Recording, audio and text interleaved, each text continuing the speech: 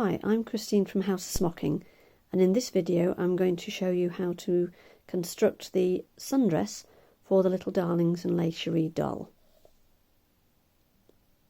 So the first thing we have to do is block our smocking.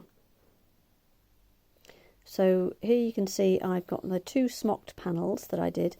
So we had design 1, which was 3 cables combination stitch, and then the 1 cable design 2 and 1 cable times 3 cables, which meant you could add beads to the 1 cable. So as I mentioned, the first thing we need to do is to block the smocking. So we pin the smocking to the ironing board to the width that we want it, and then we steam over the pleats. So we place a tea towel, because I live in a hard water area, so I don't want to spoil the smocking, and so just cover it with a tea towel and then just steam over the top of the pleats. Okay, so we don't press on it, we just steam over it. So we then let the smocking dry on the ironing board before we move on to the next stage. So for the next stage we want to mark out our armholes. So with this is a water erasable pen, so it'll wash out with cold water. So in the kit or on the downloadable pattern you'll find there's an armhole guide. So we place that on top of the smocked panel, lining up the top edge and the side seams, and then we mark round with our pen where the armhole is going to be, and we do that for both sides and both front and back. So we have our armhole guide to mark out.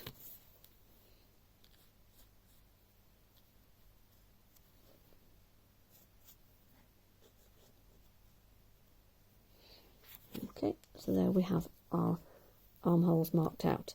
So the next thing we want to do is we want to do a zigzag stitch round these blue lines before we trim away the excess. So here you can see I've got the zigzag stitch, so width 2.6 and a length of 1.3. Sorry, the other way around. And here you can see that I've zigzagged round the 2 armholes. So I'm now going to trim away the excess. So here you can see that I've trimmed away the armholes, leaving the zigzags in place, and then the next thing, once I've done the other side, is to just, with cold water, wash away the blue line and then leave it to dry before you do the next stage. If your seam allowances look much wider than this, than I've got here, then just trim them down before you do the armholes, so that they're approximately, I think it was just over 1/4 of an inch, 5/8 of an inch, or 0.75 I think in the instructions. So once your work is dry and you've got your armholes all cut out and zigzagged, the next thing to do is to do your side seams. Now in the instructions I give you 2 choices, so you can either put the right sides together and do a normal seam all the way down, just catching. Make sure you match your smocking stitches so that when you turn it to the right side it all lines up. So again, just matching the stitches, and then you can do 1 seam all the way down, just catching the knots in your stitching, and do that for both sides, and then you can overlock to neaten it.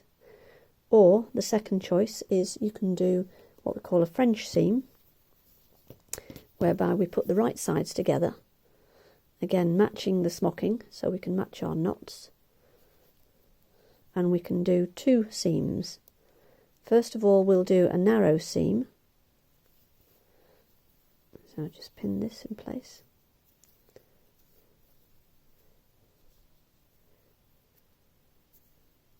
So we'll do a narrow seam, sort of half the width of this seam allowance, and then we'll turn it over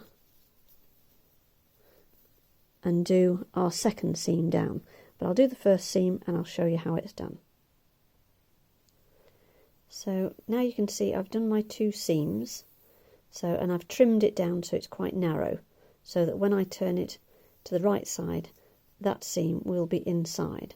So if I turn it round to the right sides together, and then I'm going to press that seam flat first. So here you can see I've actually pressed my seam flat, and then I'm going to take it off the board, and then I'm going to fold it over along the stitching line, and then I'm going to press again.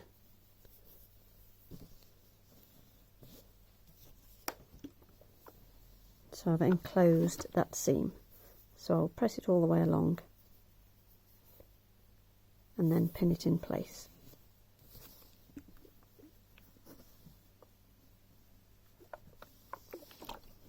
Okay, and I'll do that for both sides.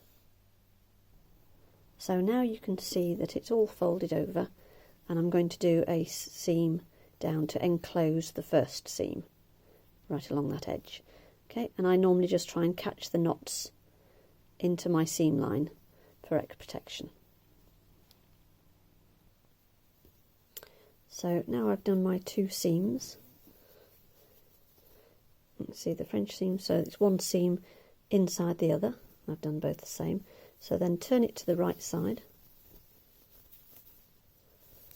and then press your seams towards the back of your work. And there you can see that the seams are all enclosed. Okay. So the next thing to do is to bind the armholes. And I give you 2 choices for this. I give you either a machined method or a hand sewn method. So for the hand sewn method, we take our bias binding strip, and I've marked the centre just with a pin, and we're going to match that to the centre side seam and just pin in place. Now where I keep pinning everything, you can tack or baste it in place before you sew. I'm just pinning it for saving time. So we pin that round the dress, just easing it round up to the top edge, both for front and back.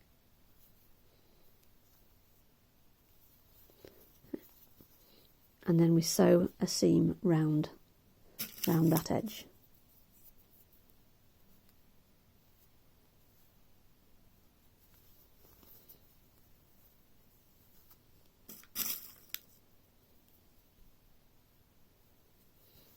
Okay, so I'm now going to sew a seam along that edge about just under 1/4 of an inch width. So here we have our sewn seam, just sewn it all the way round.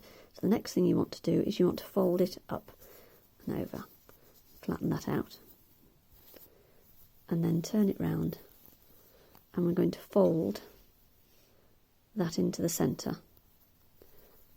Okay, and I'm going to press that, and when I get the ironing board, I'm going to press the 2 to meet into the centre. So I'll show you once I've pressed it. So here we are, I've pressed the end over, and then I've pressed the 2 edges to the middle. So the next thing I'm going to do is I'm then going to fold it over to hide the seam, and then just going to pin that in place. I'm going to do that all the way along.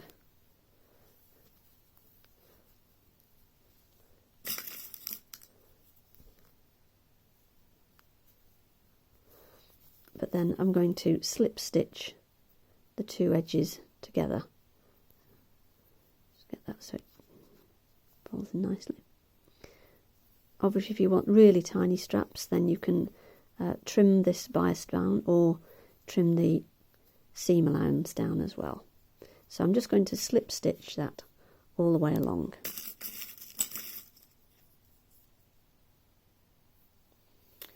So here we have the finished option 1 of the binding. So, and I've just hand stitched it in place. So I've just slip stitched it along the edges. Okay, so that is option 1. So option 2, we take the binding again and we mark the centre.